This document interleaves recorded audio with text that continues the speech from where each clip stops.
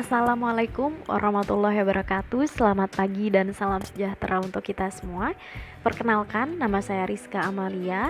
NIM saya adalah 1930 10 20 10 19. Di sini saya akan berbicara tentang berbicara untuk keperluan akademik. Di mana dari yang saya tangkap, hal tersebut dilatar belakangi oleh keperluan berbicara sebagai salah satu keterampilan berbahasa, di mana dalam suatu kegiatan belajar mengajar diarahkan untuk meningkatkan keterampilan berbicara secara terpadu, fungsional, dan kontekstual. Lalu apakah konsep berbicara itu sendiri? Dari yang saya tangkap, berbicara merupakan bentuk komunikasi yang menggunakan media bahasa. Berbicara merupakan proses penuangan gagasan dalam bentuk ujaran-ujaran. Ujaran-ujaran ini sendiri merupakan perwujudan gagasan, pikiran, perasaan yang menjadi wujud ujaran itu sendiri. Berbicara pada hakikatnya adalah suatu proses berkomunikasi karena di dalamnya terjadi pemindahan pesan dari suatu sumber ke sumber lainnya. Dalam proses komunikasi ini sendiri terjadi pemindahan pesan dari seorang komunikator atau pembicara kepada si komunikan atau si pendengar. Berbicara merupakan tuntutan kebutuhan manusia sebagai makhluk sosial atau homo hominin socius agar mereka dapat berkomunikasi dengan sesamanya.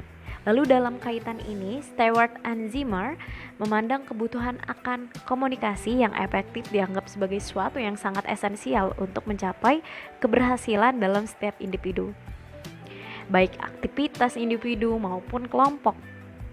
Kemampuan berbicara yang baik sangat dibutuhkan dalam berbagai jabatan, baik itu pemerintah, kemudian swasta, ataupun bahkan di dunia pendidikan. Seorang pemimpin misalnya perlu menguasai keterampilan berbicara agar dapat menggerakkan masyarakat untuk berpartisipasi dalam program pembangunan. Seorang pedagang juga perlu menguasai keterampilan berbicara agar dapat meyakinkan dan memujuk calon pembelinya. Demikian pula halnya dengan seorang pendidik. Mereka dituntut untuk menguasai keterampilan berbicara agar dapat menyampaikan informasi dengan baik kepada anak didiknya.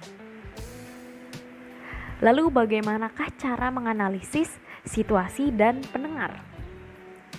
Berdasarkan situasi berbicara, yakni dapat dikelompokkan ke dalam dua jenis dari yang apa yang saya tangkap begitu, yaitu sebagai berikut. Yang pertama adalah berbicara formal, yaitu berbicara yang terikat pada aturan, baik sesuai tata krama maupun kebahasaan. Kemudian yang kedua adalah berbicara non formal, yaitu berbicara yang tidak terlalu terikat pada aturan.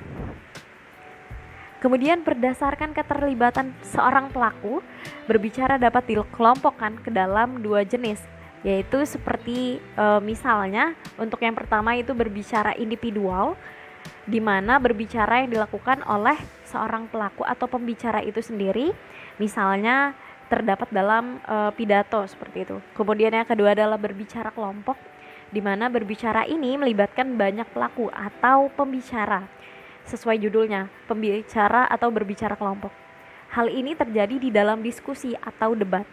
Kemudian bagaimana jika dalam berdasarkan alur pembicaraannya? Berbicara sendiri dapat dikelompokkan ke dalam dua jenis, yaitu seperti yang pertama itu berbicara monologis, di mana ini kegiatan berbicara yang dilakukan searah. Kemudian yang kedua adalah berbicara dialogis, di mana kegiatan berbicara ini dilakukan secara dua arah juga. Pendengar selain berkewajiban menyimak, ia berhak untuk memberikan umpan balik. Pembicara yang baik memberikan kesan kepada pendengar bahwa orang itu menguasai masalah, memiliki keberanian dan kegairahan seperti itu. Kemudian penguasaan masalah akan terlibat pada kedalaman isi dan keruntutan penyajian. Sementara itu, keberanian dan kegairahan ini akan terlihat pada penampilan, kualitas suara, dan humor yang ditampilkan. Pembicara yang baik perlu didukung oleh pendengar yang baik pula, yaitu pendengar yang memiliki sifat kritis dan responsif. Pendengar yang demikian itu pada umumnya bersedia memahami dan menanggapi pokok pembicaraan seperti itu secara kritis, dan dengan demikian akan terjadi interaksi timbal balik antara si pembicara dengan si pendengar sehingga terciptalah pembicaraan yang hidup. Kemudian bagaimanakah jika cara menyusun bahan dalam pembicaraan ini? Mempersiapkan materi untuk bahan bicara di depan orang banyak idealnya memang dilakukan selama beberapa hari, dan paling tidak ada kesempatan untuk mempersiapkan bahan, dan kemudian memiliki waktu untuk melatih cara berbicara, mempersiapkan mental, dan lain-lain. Dalam hal ini ada beberapa hal yang perlu diperhatikan. Misalnya yang pertama yaitu menyiapkan materi yang paling dikuasai dan paling digemari.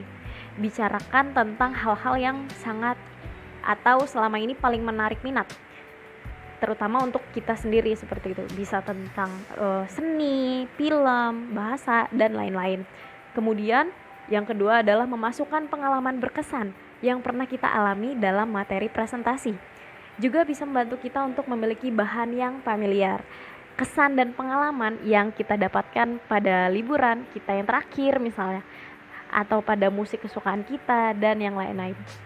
Kemudian yang ketiga adalah menyelipkan sedikit simpulan atau saran yang akan semakin membuat presentasi itu memiliki manfaat bagi orang lain.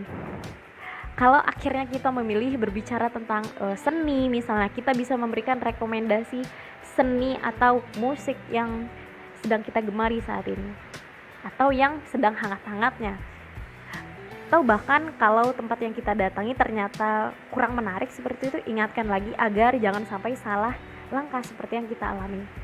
Dan yang keempat ini adalah mempersiapkan diri juga untuk tampil dengan bahasa tubuh yang baik, dan menyiapkan kalimat pembuka yang menarik perhatian audiens tentunya. Menyapa rekan atau kolega yang hadir dengan ramah bisa sekaligus menjadi pemecah ketegangan yang baik. Lalu apa sajakah macam-macam berbicara dalam keperluan akademik? Baik, yang pertama adalah presentasi. Tentunya presentasi adalah suatu proses pertukaran informasi, gagasan, dan pikiran di antara dua orang atau lebih dalam berkomunikasi. Hal ini ditujukan agar kita dapat menginformasikan, menghibur, menggerakkan untuk bertindak seperti itu. Orang yang mempresentasikan biasanya mempunyai berbagai sebutan. Sebut saja misalnya MC, kemudian ada yang mengatakan itu presenter, kemudian ada yang mengatakan entertainer, protokol, public speaker, moderator, dan lain-lain. Persiapan yang harus kita lakukan sebelum pelaksanaan presentasi tentunya misalnya yang pertama itu mengenali audiens. Tentu sangat penting sekali, bukan? Kemudian yang kedua adalah menguasai materi. Kemudian yang ketiga adalah membuat outline. Selanjutnya yang keempat menyiapkan alat peraga atau alat bantu. Yang kelima siapkan introduction atau perkenalannya. Kemudian tentu saja untuk menutup ini menyiapkan penutupnya. Kemudian macam-macam berbicara yang kedua ini adalah seminar. Seminar adalah suatu pertemuan di mana semua orang atau semua pesertanya terlibat aktif. Di dalam seminar ini tidak ada pembicara dan peserta seperti yang dikenal dalam seminar pada umumnya. Tidak ada perbedaan antara pembicara dan peserta, dan dengan demikian seminar dibedakan dengan kuliah karena dalam hal ini ada seorang rektor membawakan suatu tema atau ide dan peserta kuliah mendengarkan dan bertanya. Rektor sendiri adalah seorang yang menguasai tema tersebut, sedangkan pesertanya ini adalah orang yang mempelajari tema tersebut. Bisa dikatakan demikian. Kemudian yang kedua ini adalah berpidato. Dalam situasi formal, kegiatan berbicara formal adalah kegiatan berbicara yang dilakukan dalam suatu atau situasi atau acara-acara formal seperti itu. Berbicara formal dikelompokkan menjadi dua, yaitu monolog dan dialog. Adapun berbicara monolog sendiri adalah berbicara satu arah. Artinya dalam kegiatan tersebut berbicara tidak terjadi interaksi antara pembicara dan si pendengar. Kemudian yang kedua ini kegiatan berbicara yang bersifat monolog. Sifat monolog ini sendiri contohnya adalah pidato, sambutan, dan memandu seperti ya. Kemudian memandu juga dapat dikatakan seperti memandu acara atau muara atau memandu wisatawan. Kemudian yang kedua adalah kegiatan berbicara yang bersifat dialog, di mana contohnya adalah wawancara dan diskusi. Diskusi sendiri memiliki ragam antara lain seminar dan simposium.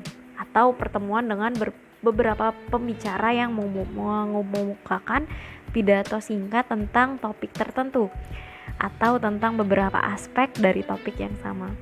Kemudian yang terakhir ini adalah tentunya belajar dan mengajar.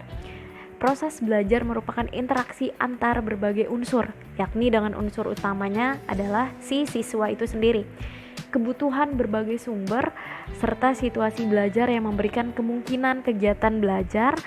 Meskipun demikian, sebagai seorang guru tentunya merupakan faktor yang cukup menentukan. Dan dari beberapa hal atau informasi yang telah ucapkan tadi, mungkin tentu sangat bisa kita lihat bahwa keperluan berbicara di lingkup akademik ini sangat penting untuk dipelajari dan dikuasai, karena ini akan membantu kita di masa depan.